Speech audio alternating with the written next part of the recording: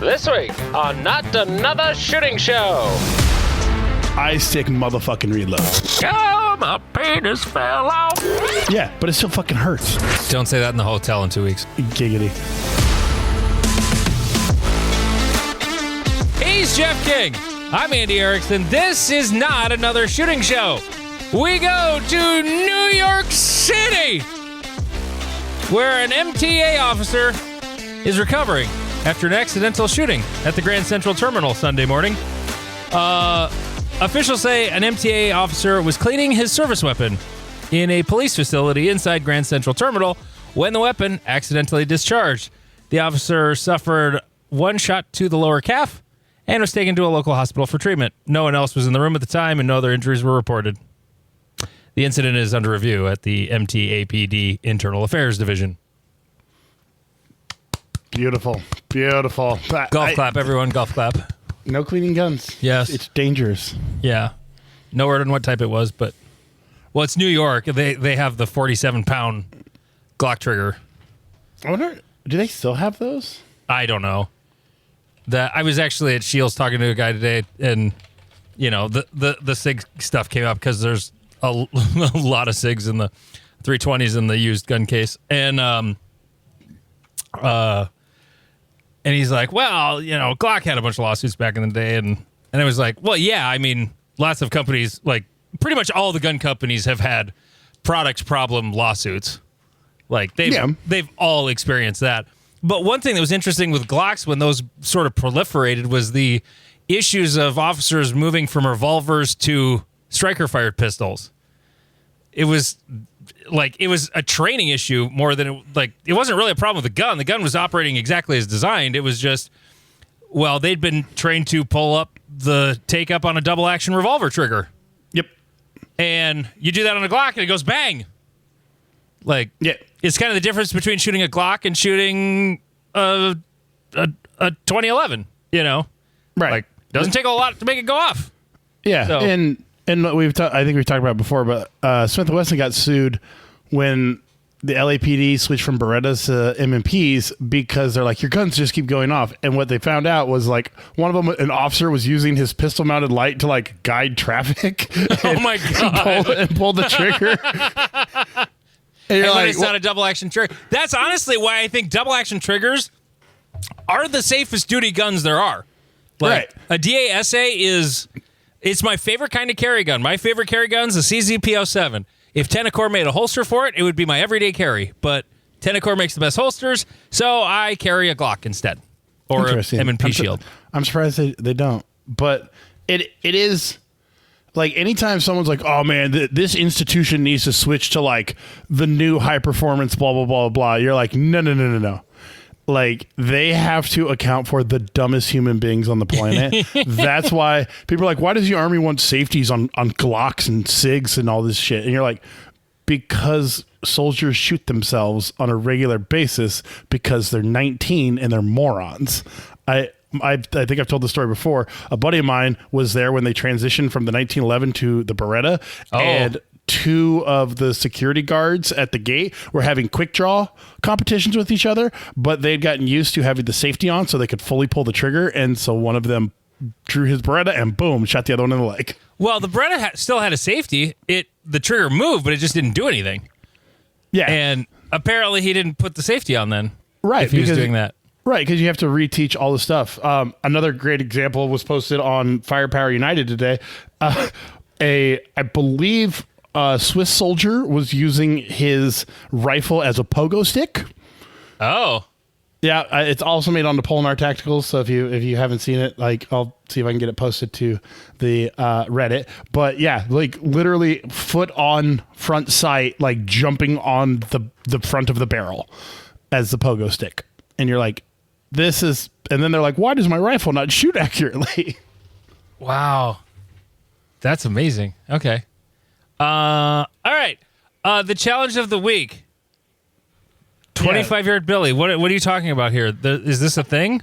Yeah, apparently. I don't know. It's popped up. I missed it. I didn't see it. But you and I'm old. I don't internet like you young whippersnapper fuckers. Right. I didn't. I mean, it popped up that people are freaking trying to shoot a 25-yard bill drill in under 2 seconds, which props to you if you can do it. Well, you can do it. It's just whether or not you hit anything. Right. Like you for it to be true, you need all alphas. It popped up on our competition shooting. Some guy posted his that was like a 206, which is impressive. I don't know that it is actually like doing anything. A lot of these challenges are parlor tricks rather than like good training tools, especially when you're chasing these metrics. Like I remember one of the drills for a while, it was the like 2 reload 2, and you'd watch these and like the first shot might be aimed. The second shot, the reload is already happening like as the shot is going off. I've seen a couple of the videos where they actually hit the button, pulled the trigger, and so when they put in the next mag, they had to rack the gun. Oh, God. because they had ejected the mag first. But I don't know. Should we come up with a weekly or monthly drill for everyone to try? Yeah, definitely. We'll do 100-yard bill drills. 100-yard billies. All right. In under 3 seconds. It's only successful if they're all in the A head box. Perfect. The head box A zone. Yeah. 100 yards. I'll get a video posted at no time. Like that's not even hard. No, it wouldn't. Well, 3 seconds might be. That's challenging. I can get them all in that head box A zone. Oh, you're misunderstanding. I'm going to shoot it 6 times at like 4 yards, and then I'm going to video me at 100 yards, and then just pull the gun and fire into the berm. See, we were and both then walk myself down there. We were both going to cheat. We were just going to do it differently. I was going to use an AR-15 with a 3-9 scope on it. So, so we were still doing that, but okay. Yeah. No. But I like it. It's fun. I think it's fun. We should come up with a challenge of the week. Put it up in the Reddit, then talk about it on the air. I think that would be fun. Yeah, we'll figure something out. If anyone has any suggestions for a challenge of the week, like I know half the responses are going to be fucking retarded. Because I know my friends. They should be. I don't like. I feel like you've been around Lane too much, and you're actually thinking about it with too much tism, and you're not wrong. Making it be training. No, I'm thinking like something silly, like something involving a pool noodle or, some sort of inflatable, maybe. I don't know. Just a challenge of the week. It doesn't have to be like all right, it's a standard training drill. We're gonna do practical accuracy at 52.3 yards, which would just. Correct. That sounds like a good challenge. Which would just be 153 feet, wouldn't it? Or 151 feet. Oh, now who's the fucking autist? Here, let me convert metric to imperial. I'm pretty sure I did the math wrong anyway. One of the engineers listening will correct me. That's fine. But no, I like it. Like just something silly. That'd be great. Like the Dickens drill. Like that's like a classic fun challenge. Right. 40 yards. What was it? 10 rounds in under 15 seconds. Completely reasonable. Yeah, it was. And the shots only had to make it on paper, and it had to be like 8 out of 10. And yeah, it was like 40 yards in 10 seconds or something, and 10 shots, 8 on paper.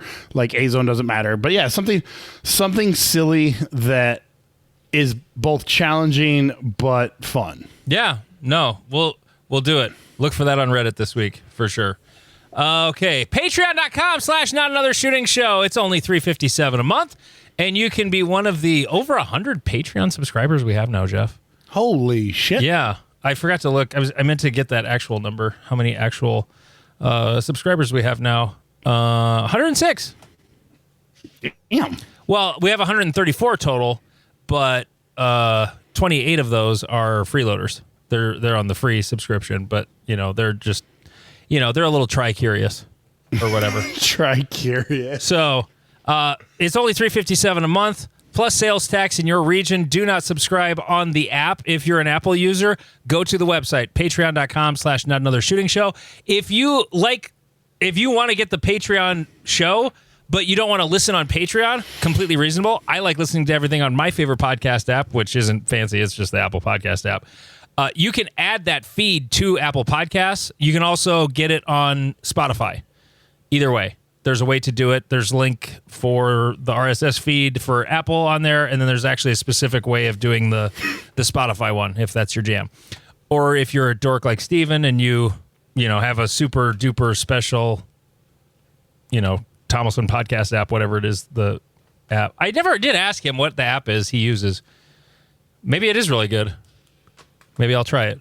Anyway, let's see. Area 3, there are 54 slots remaining for Area 3. By the time this episode drops, I believe we will have yes, we will. We will have shut off sales for the jerseys. We've sold a shitload of jerseys for Area 3. Like, more than I thought we would have. It was a cool design. It's a really cool shirt. It's fucking cool. I had a guy message my gun club because I sold them through our gun club website because we were just set up to do it. So basically, minus the fees, we're just sending the check to Bruce, and then Bruce will pay for the jerseys. I think that's how this is going to work. I don't know. Anyway, and a guy sent a message to my gun club's Facebook and said, I don't really need a jersey of this, but I'd really like a T-shirt. And I said, well, they are a T-shirt. Yeah. I guess we call them a jersey, but it's really just a, printed on T-shirt. And then he just said, I don't know what I was thinking. Never mind. LOL. well, and in his defense, like, it is kind of, I'm going to call it like an athletic material. So you're more in like the Under Armour polo type material. It's like an Under Armour T-shirt. Yeah, versus is the material. Yeah, versus like a cotton T-shirt. So there's and when we call it a jersey, there's that certain like hockey jersey. It's because material. it has logos on it. That's why it's called a jersey. Really, like it doesn't really. It's not made of. I don't even know. Like football jerseys aren't even made of jersey material anymore. No, it's not really. Let's see. So, Area 3. Speaking of that, MW Activewear, finest jerseys you'll get for your match. Our Reddit, r/NASS, and Free State Championship, August 30th. That's just a couple weeks away, Jeff. Yeah, we're going to be down there. We're going to be, Andy's going to pick me up and take me to the match. Oh, wait, I thought you were picking me up. Oh, no, I'm picking you up. Never mind. Yeah, I got to be a passenger princess, and I got to control the radio. It's going to be fun. Mm-hmm. Yeah, we'll be listening to Fox News the whole way down on the Sirius XM. And he's going to learn a lot about the deeper parts of the internet that he was not prepared for. To our Mormon friends, we're going to have a whole podcast on soaking. The soaking. It'll be great. Oh God, it's really sad when I find out just how innocent I am. Right, you're like I think I'm blah blah blah, and I'm sitting here going, "Oh, you sweet summer child!" Like we're gonna get fucking weird. Yeah. But please stop by, say hi to us. We will not be allowed to give out walkthrough beers. We will, I don't know, maybe get walkthrough waters or something because it's normally hot down there. It wasn't last year. Well, couldn't we get some of those vodka-filled Celsiuses? I'm here for it. Are they still around? Could we get some of those? Were those around Kansas City? As long as people get real fucking cool about some shit real quickly. Yeah. What is a seltzer? Like we're going to be giving water that is carbonated that has other things. I don't know. I'm not the police. One of the old farts at Mill Creek's gonna be like, "Hey, were those podcast guys that was talking about bringing booze out here?" No, I'm sure that's no. These are cut water, so that like if they cut water, so it's better. Yes, we just need wrappers for our cans. Anyway, so Nas koozies. Yeah, there you go. That was Bruce's suggestion, but koozies are. We can give away a shitload more stickers than we can koozies. Koozies are a little on the pricey side. And we don't make that much money. Anyway, so, Jeff, you're terrible at reloads. And the picture he sent me yesterday was fucking amazing. You'll have seen it as the picture for the episode. Yes. I have been doing this weird thing called dry firing, and I've been trying to practice. And sometimes I stick motherfucking reloads. Like, it's damn sexy. Other times, the magazine ricochets off the bottom of the mag well, hits you in the stomach, and then lands in your holster. Wait a minute. Go through that chronology again. It went where? It hit. So I hit the mag well. So it rotated upside down in my hand, and then it fell down and like bounced off my belly. And then in the panic mode of being barefoot and having a 2-pound magazine falling towards my feet. So I kind of did the rut-row dance. Yeah. And next thing I know, the foot that matters is off the ground when that thing lands. Correct. So there's like, and then I just hear the sound of a metal thing landing in my holster, and I look down, and there's a base pad of my magazine just staring back at me, telling me, "Fucking great, it's so good, you fucking scrub." And so, if you don't try hard, you don't fucking learn things. And I learned that I throw my mag at the magwell as hard as Cody Axon does. I just don't have a magwell to catch it. Yeah. I actually struggle a little bit more with my TAC Sport reloading than the Shadow 2 now. I'm totally used to the Shadow 2 now. Yeah, it's fine. It's not a problem reloading anymore. The TAC Sport has a magwell, yes. But if I have the angle of the gun wrong, the magwell doesn't help when magazine is at, say, 45 degrees and magwell is at, say, 90 degrees. That doesn't help you. Nope. And that's an extreme number just to understand like what. So if it's offline, sort of like if the base pad is too far forward as I'm shoving it in, like in relation to the gun, it really binds up. It doesn't go. It'll just stop. And then when I align it properly, it goes. So the magwell on my TAC Sport really doesn't do shit. It'll, as long as I have them, if I have them pointed in the same direction, it does. Like if I have them oriented correctly, then yeah, it makes it very easy to go in, but sometimes it doesn't. So it doesn't help when you do it that way. But anyway, yeah, that's impressive. So just look at the cover art for this episode if you want to see that magazine. Epic. The funny thing is, though, when you sent me that picture, you sent a text right before that said something completely unrelated, and I'm like, what? So I didn't even really understand it until you shared it on the Snapchat group we have with the North Dakota boys. Yeah. Don't try to understood it. Don't try to keep track of ADHD brain, because I'll be like, super deep thought. Hey, what should we get for lunch? I don't know. Like, that's just how my brain. Well, if works. we're gonna be in Kansas City, we should get barbecue. Oh, we're getting fucking epic barbecue. Yeah. Let's go. Well, last time I was down there, not for Free State last year, but we were there what would it have been? Like, whatever the holiday is, Columbus Day weekend, I think it was, or Native American Day here in South Dakota. That weekend is a holiday for the school, so kids are out of school for like a 4-day weekend, I think. And so we usually go somewhere for that weekend every year. Last year we went to Phoenix, year before we went to Kansas City. And we went to this blues bar that had barbecue. It was not in the greatest neighborhood. That's how you know it's going to be good. But it was really fucking good. Like, right. If you don't, it was if you don't, great. Food was fantastic. The music was amazing. It was just these two old farts sitting up there. It's a Sunday night, and they're just up there just banging away. And one's got a harmonica, the other one's got a Les Paul, and he's just and he's singing like, "Oh, my penis fell off." If you don't feel like you need a 10 millimeter, you're not in the right neighborhood for good food. I've had Kansas City barbecue before, but not a ton of it. But I'm sure our friends down there will point us in the right direction. Please give us. Hey, I'm a fat kid, so direct me to any food and or good bars to chill at. Like, I'm here for it. So well, we're only there one night, Jeff. That's fine.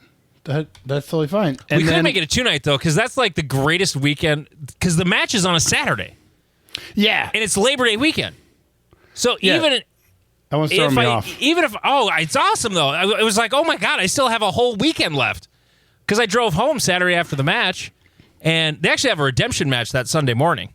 Yep. So we could do that. I'm not going to. If I stay overnight, it's just to sleep it off. I I'm not fully against. Again, for me, the thought pattern is I'm 3 hours away. So but I have made I made that. Well, I'll probably want to go home. I will. Right.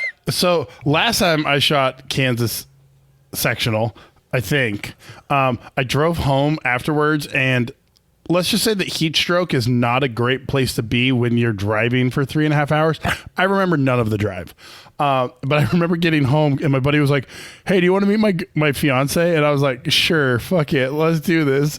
And that night turned into a shit show. I ended up sleeping on his love seat, which, a large man on a very small couch. It was great. It was a whole horrible fucking time. But so for all you fuckers that give me shit about not going to Kansas, that's why I don't go to Kansas, because I kept getting heat stroke. Okay, good thing it's not this weekend, because as I'm looking it up here, Sunday night at 7 p.m. Central Time, it's 94 degrees in Kansas City. It's rather warm and sticky here, too. It was AccuWeather extended forecast, dude. Sunny, 81. Hell fucking yeah, let's go. I'm here for that. We also, the next week, are you going to be at Iowa? I am not going to Iowa because I only have so many weekends before Area 3, and I'm gone for like 9 days for Area 3. So gotcha. That's the only reason I'm not going to Iowa this year. I would love to go. I would love to see Ethan's match down there, but it's just not in the cards for me to go, I don't think. Gotcha. Okay. Well, so there will be no recording at Iowa. I will be at Iowa, but we will not be recording. So I could send the podcast recorder with you. And we're going to learn real quickly that Jeff doesn't have very much technical skill. I'm willing to, you can train me. I'm willing to try. I suppose, yeah. It's really hard. You plug in the microphones, you plug in the headphones, and then you plug it into electricity, and then you hit the big red record button. Right. But then it becomes getting back to you. But I'm willing to try. Yeah, that would be the hard part. Right. I'm willing to try, and they have a nice little office where I can grab people before they take the mile-long hike from their check-in spot to the okay, so the first bay is that's cute. You think that's a long hike? I know. From the parking area to the far last bay. The check-in and to the first bay is 20 yards, and that's fine. Then it's another 100 yards to get. It's just you have to walk around that damn pond. Right, but it has fish for no one to catch. So it's not even that far, though. It really isn't. It's just annoying. It feels like it is. It's I don't want to walk around. I do not want to walk around this pond. Yeah. I don't. But you have to. It's the only way to get to that bay. Every time I'm there, I try to look for an alternate route. Guess what? There isn't one. You're just going to have to walk around the damn pond. Yep. There's one way to get around this. There's no you can't cut the left side of the pond because it literally runs up to the berm. There's And everyone listening to this who's ever shot a match they're smiling and shaking their head. That's exactly how it is. And it's always great when you have to do Bay 11 and then walk all the way down to Chrono and then do shit. It's fucking wonderful. Anyways, so let's see. What do we have next here on the extravaganza? Let's do my thing. I reloaded a bunch of ammo. I'm so happy. Yeah. I have, for the first time in a very long time, I have one completely full 7.62 ammo can full of 9mm. There you go. It's full to the brim, completely full. I loaded, and then I got some more in another ammo can started, plus another 100 or 200 rounds in the little bin on my 650. I just sort of buckled down and was like, bitch, you need ammo. You're literally down to 75 rounds of ammo in one ammo can. It's time to load ammo. So got some loading done this weekend. And my 650 is now 8 years old. 8+ years old. Yeah. It's so adorable. It's cute. They're very cute at that age. Yeah. Getting ready for 3rd grade. That school starts this week. Yes. Fuckers, get out of the house. Yeah. Yes. Finally. So when they get to be that age, it's a tool for me. I don't enjoy the machine. I don't enjoy the process. I don't enjoy anything about it. I enjoy the product it creates at a slightly discounted rate that I could buy it from. Which, by the way, walking around at Shields today, I found out, ammo's gotten cheaper. Because even they're selling shit for $11.99 a box now. Really? For 9mm, yeah. So, yeah, ammo's come down, like, and even, like, other calibers, like 38 Special, that was always, like, over $30 a box. Now it's like, what was it, $22.99 or $24.99, I think?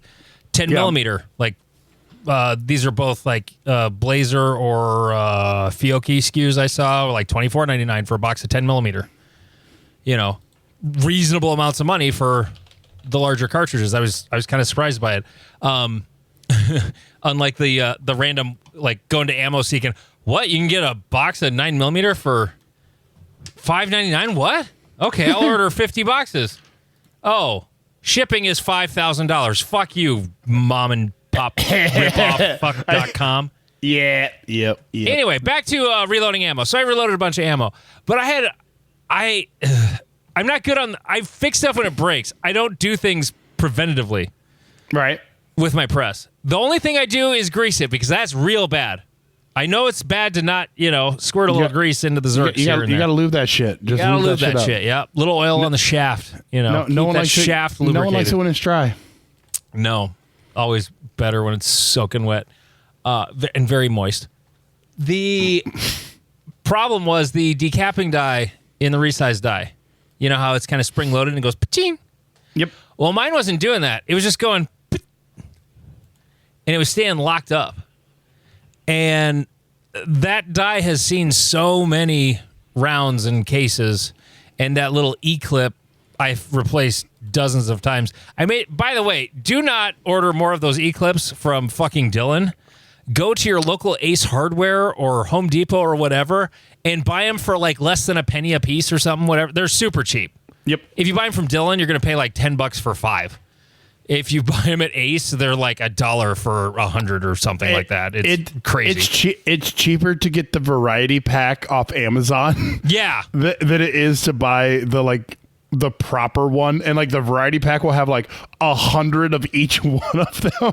And you're like, what the fuck? And okay, I got a little more beef with Dylan, by the way, because I hadn't just walked around. I like spent an hour walking around Shields today. It was great. I hadn't done that in a long time. I encountered a little bit of sticker shock in the Dylan aisle. Oh, really? Like conversion kits are now $150 fucking dollars. What were they before? Like, well, when I bought mine, they were like 80 or 85. And then when, COVID prices hit, then they were like 110 or 120. And now they're $150. Well, like they're almost double what they were 6 years ago. So I have an unfortunate answer for that, but then everyone's going to get mad at me for saying it. Oh, Chinese steel and tariffs? Correct. Oh, okay. Well, no.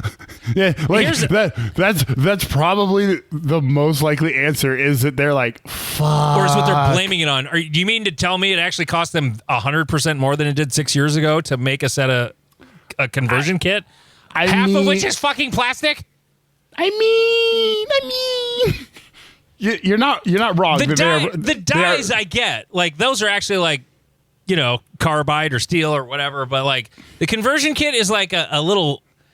I don't think it's even steel. What is it, like metal injected or whatever? The shell plate. We're also dealing with a person who has never reloaded anything but 9mm. So I'm just assuming that this is a bunch of metal shit. Well, no, the conversion kit has like a couple of plastic parts. It has like one sort of, I don't know if that little thing that the shell slides on is aluminum or if it's steel or whatever. I don't know. I would imagine it's nothing too high strength. It's not like a resized die that's actually got to be super strong. But I don't know. Like the conversion kit for what's in there, that doesn't strike me as $150 worth of shit. Right.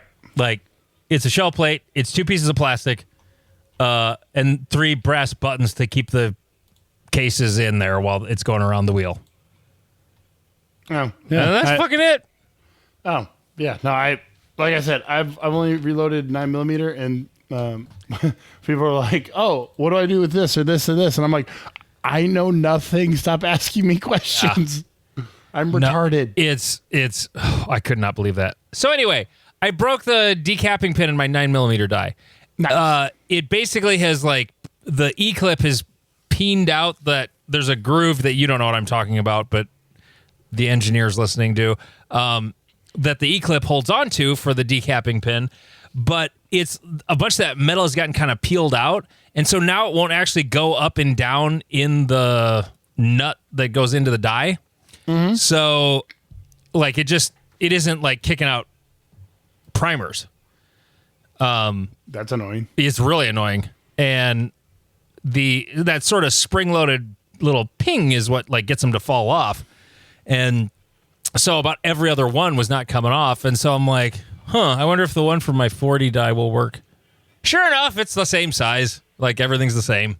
It's the same part. So I just swapped it over and got it rolling again. But yeah, I was glad that was all that broke. But it's getting to the point now where the shell plate and the platform, that goes up and down, it's getting pretty dirty. I've loaded probably about 4,000 rounds on it, and I haven't really cleaned or greased or anything. And I know my friend Dan is going, Jesus, Harold Christ, Andy, how can you do that to that machine that does all that work for you? It's really easy. You don't think about it. It's a tool. I mean, I shoot guns without taking care of them. Why wouldn't I do it with a, technical press that makes bullets? Yeah. I don't know. Like, I realize I'm so fucking bad at maintenance that there's a lot of shit that I'm like, this will be fine. I've got like 5 magazines that don't even have springs in them anymore because I'm just like, fuck it. Like, I'll get to this eventually. Yeah. So you're a fragile butterfly. I am. I've been fucked up lately, and you're a delicate flower. I'm the most delicate flower. So with what I do, I literally punch and kick people 6 days a week. And we do this thing, we hold what are called Thai pads, which are basically like big old fat pads on your forearms. And I've got professional fighters that I hold pads for, and they kick hard as fuck. And so, like, I come home sometimes, like, my forearm was so fucked up that my massage therapist like questioned if I was okay. Like, she was like, this is so fucked up. Like, I don't know if I'm going to be able to fix this. So I was like, oh, cool. That makes me happy to hear. Was it like bull rider fucked up? My wife sent me a picture of a bull rider, like a PBR bull rider, got his forearm stepped on. The whole fucking thing is yellow and black from bruising.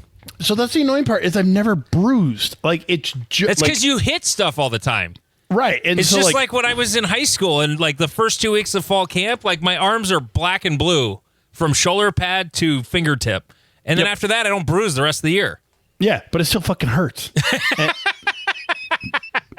And so, like, I've come home and been like, man, like, I'm too hurt to dry fire and da-da-da-da. And then I'm not. Like, that's what I'm trying to say. It's like, whatever your excuse is for not dry firing, like, I literally fight professional fighters like once or twice a week, and I'm like, just fucking dry fire. And then I start dry firing, and I'm like, oh.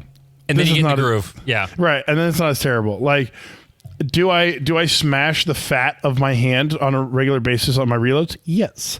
I did figure out that today, I'm not gripping the gun hard enough because my hands hurt after like 300 or 400 rounds. Like, they were raw. 300 rounds of live fire? Yep.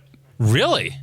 Yeah. So I need to be less of a bitch when I dry fire, because like that is what ended my session. Not, I mean, mentally I wasn't there, but yeah, it was also that my hands were so fucking raw that I didn't feel like I could grip the gun properly. I actually have been dry firing, and I'm doing live fire like once a week or once every other week. Like, basically, if I'm at the range and I have time, I will. Because oddly enough, I go to the range a lot and don't have time to actually shoot when I'm there sometimes.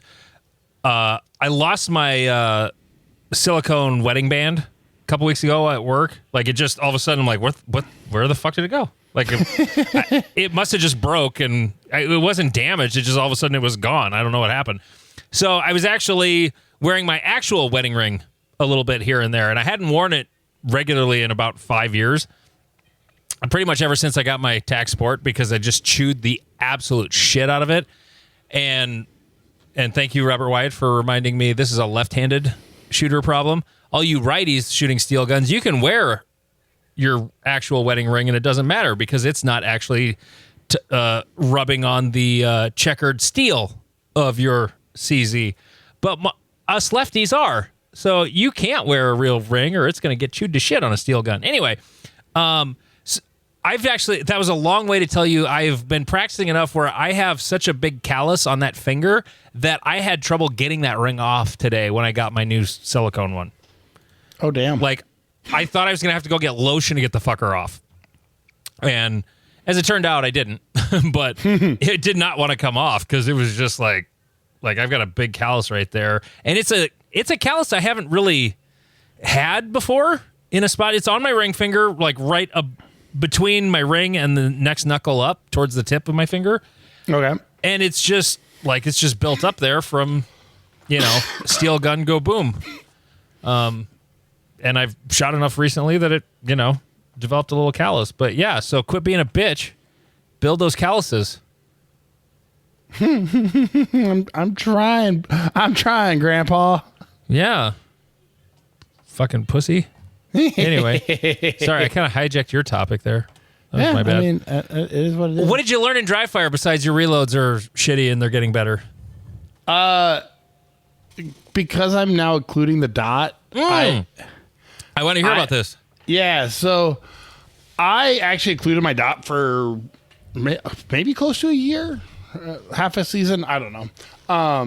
And then I was at a steel or a pro-am match. I lost, my brain has to focus to do occluded dot. And I lost focus and fucked up a stage that I could have won, and it lost me the match. And I was like, fuck this. I'm never fucking going back to it. So be less focused and you'll shoot better? Well, I had mixed results with that. So I've be more focused. Vision focus. I've been trying to focus more, but don't say that in the hotel in 2 weeks.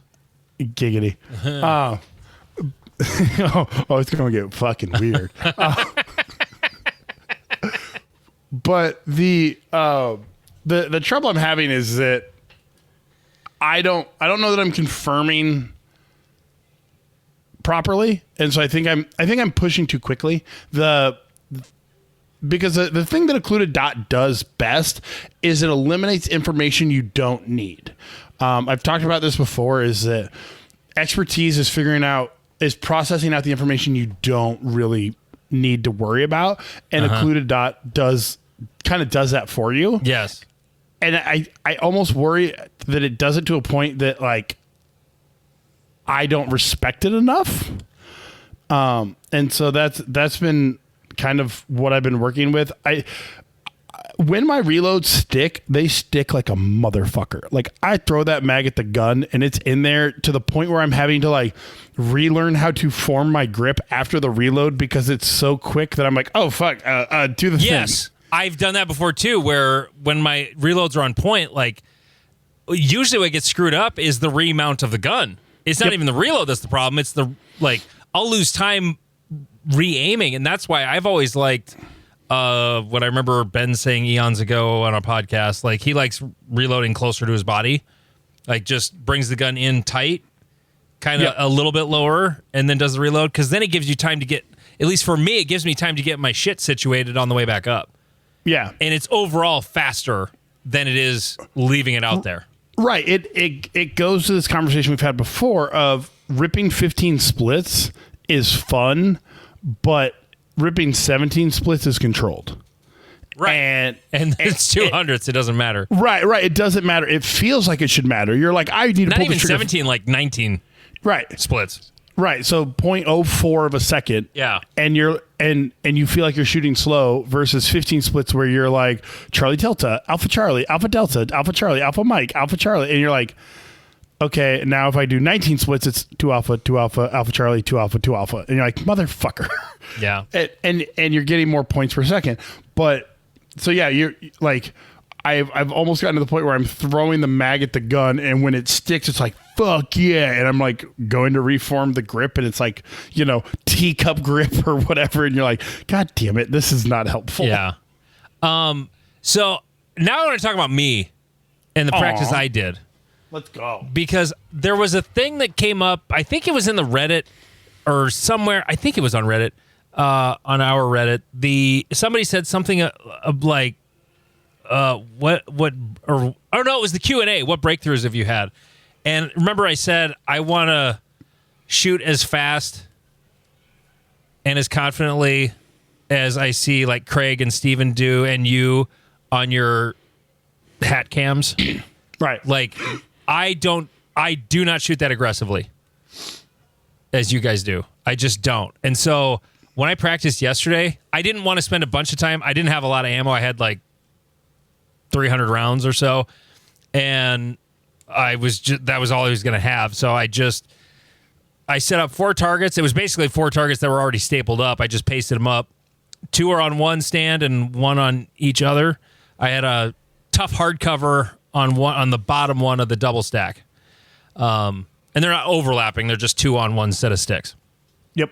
And I was like, first time out, I went fast. It's the first draw, first cold run, whatever.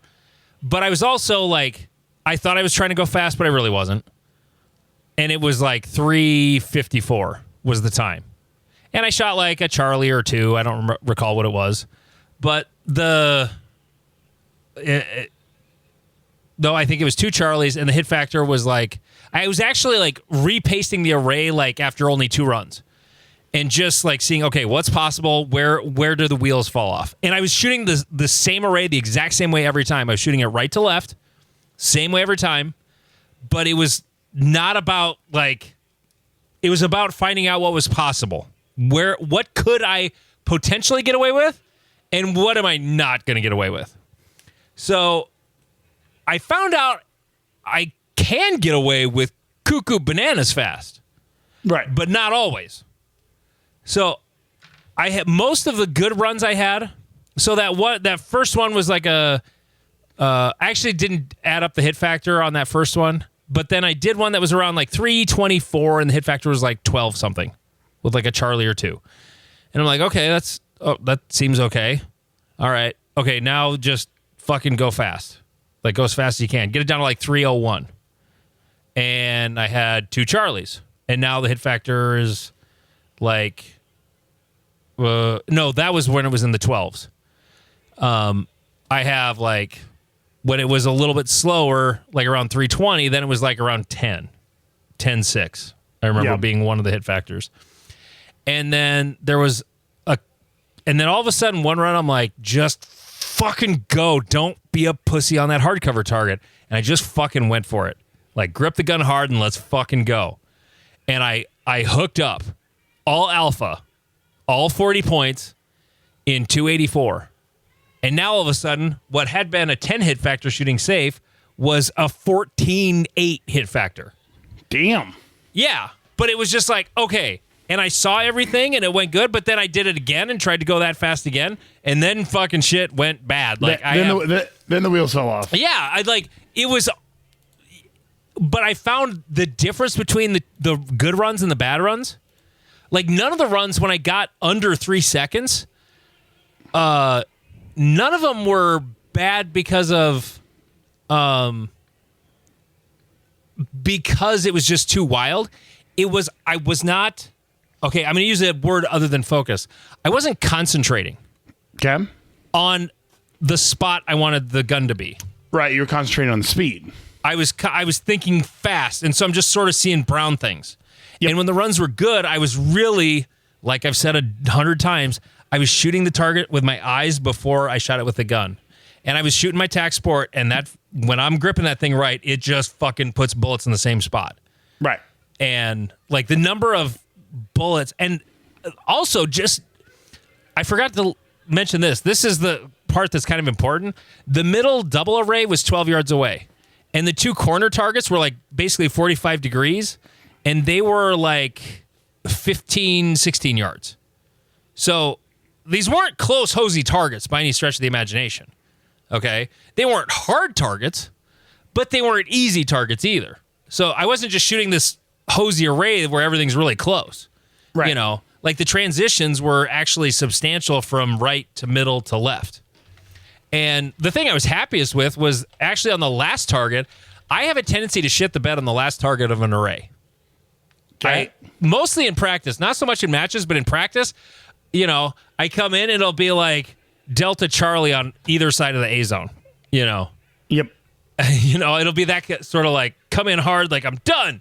And gun shakes around a little bit. And I didn't do that as much because most of the runs I was more focused, but it's just, God damn, the amount of mental discipline that makes your shooting better is shocking. Once you're at that, It's not physical skill, really. It's more, it is, like physical skill is a part of it, but the mental discipline to do things correctly is the hard part. Yeah, there's a physicality to it, but the focus and the concentration to deal with what you're dealing with at that level is so much harder, and that's where people kind of fall. That's where you start falling off. And I've been struggling with that for a long time. It's like we said, you can rip 15 splits all day, but you need fucking the focus of a fighter pilot to be controlling 15 splits as you're going through a stage. By the way, this is a very ADD tangent. If anybody going to Area 3 has a chance to talk to a guy named Stu out at Area 3, he's a former fighter pilot, Top Gun pilot. He's a fucking interesting guy. Like, have a conversation with that motherfucker. He's a good dude. Really good dude. I had a great talk with him out in Spearfish a few month or so ago. Okay. He'll be working the match. Let's see. Yeah. We did that. We did the other thing. Let's see. What are we ending with? We're going to end with Jeff is Walter White petty. I mean, I don't know what this means, but I agree with it. So I'm really good at like watching shows that are really cool, like 15 years after they were a big deal. You know, I didn't see Forrest Gump until like 1998 because I was Shawshank Redemption should have won Best Picture. Fuck that dumb movie. Right. Oh, okay. Forrest Gump was really good. Okay, whatever. I meant to talk about this first. Was my back? I had big problems with my back this week. I was out of work for 2 days. My psoas was freaking out, and I've had 2 back surgeries, herniated discs, and I do a good job taking care of my back. Like I have a 6-pack, but it's got a big candy coating.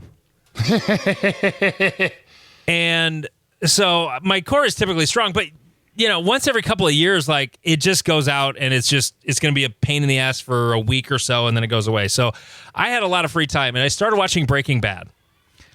And Breaking Bad is like the weirdest show I've ever liked. Just the whole, mostly because it's just like this guy's a school teacher, but he's also like a brilliant chemist. And meth makes more than school teaching. And, you know, it's the whole morality of him being this family man and, you know, drug manufacturer. It's a critique on the American healthcare system and a whole bunch of things. I'm not getting that deep into it. But in back-to-back episodes, I'm on season 4 right now. There's only 5 seasons of the show. It's so brilliant. I love it so much. But Walter White is a petty motherfucker. So he buys this car wash to launder money.